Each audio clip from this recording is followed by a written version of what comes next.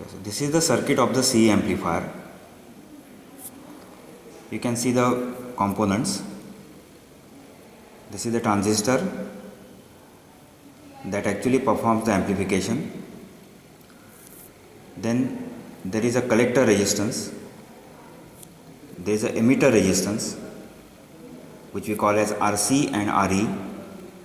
Then there is voltage divider biasing network, which is made up of R1 and R2.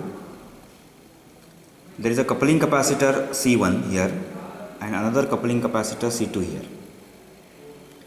There is one more capacitor connected across the emitter resistance. Terminals are provided for connecting the power supply. Two terminals are provided for connecting the input signal, and two terminals are available for getting the amplified output. Let us see the circuit diagram of this circuit.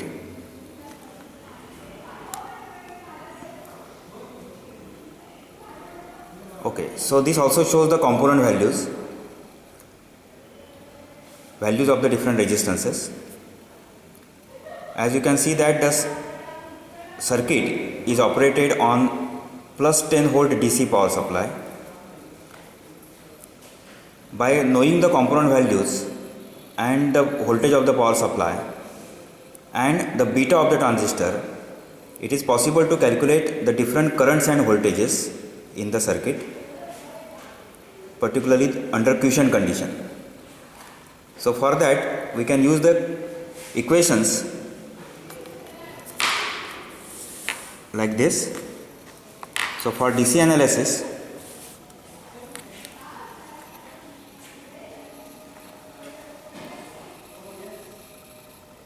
you can see that you can calculate the quiescent collector current by this equation, where VTH and RTH are the Thevenin's voltage and resistance of the biasing network, which can be calculated from the component values R1 and R2 and VCC like this.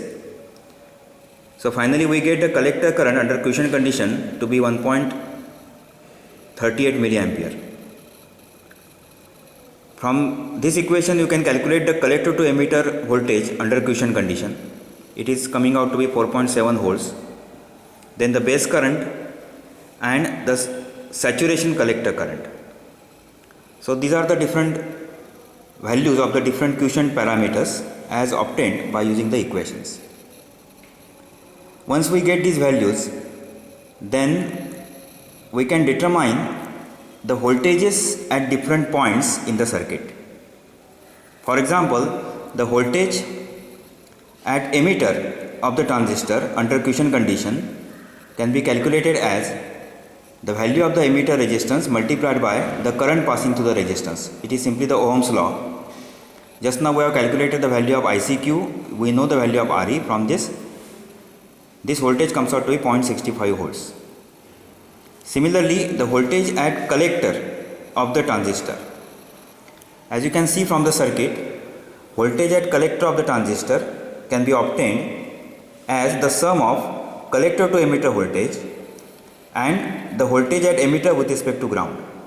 So in this manner we can calculate the collector voltage as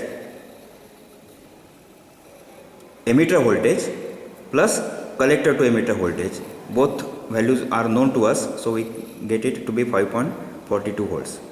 Similarly, the voltage at the base of the transistor under quiescent condition is calculated to be 1.28 volts.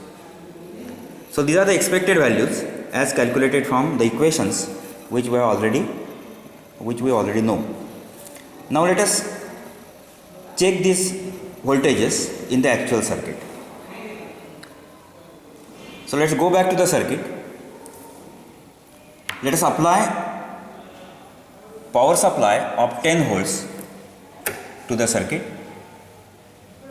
So this is the voltage of the DC power supply with which your circuit is going to operate. A multimeter is used with which we can measure the voltages at the different points in the circuit. Let us measure the voltage at the VCC point, that is supply point. So if I connect it here, then the voltage comes out to be 10 volts, that is the supply voltage is of 10 volts.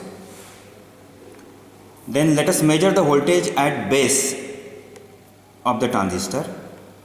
The voltage at the base of the transistor comes out to be 1.25 volts, as we have calculated it to be 1.28 volts.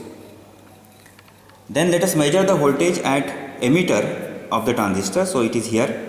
So if I connect it here, then the emitter voltage comes out to be 0.66 by measurement, and which we have already calculated to be 0.65 volts. So you can see that these are in good agreement with the measured voltages. Voltage at the collector, if I connect the multimeter here, then voltage at the collector comes out to be 5.22 volts by measurement, whereas that the value that we calculated was 5.42 volts. So whatever values are calculated, as we have seen, are in good agreement with the actual measured values. So this is what is called as the DC biasing of the amplifier, or to apply proper voltages to the different points of the circuit for its proper operation.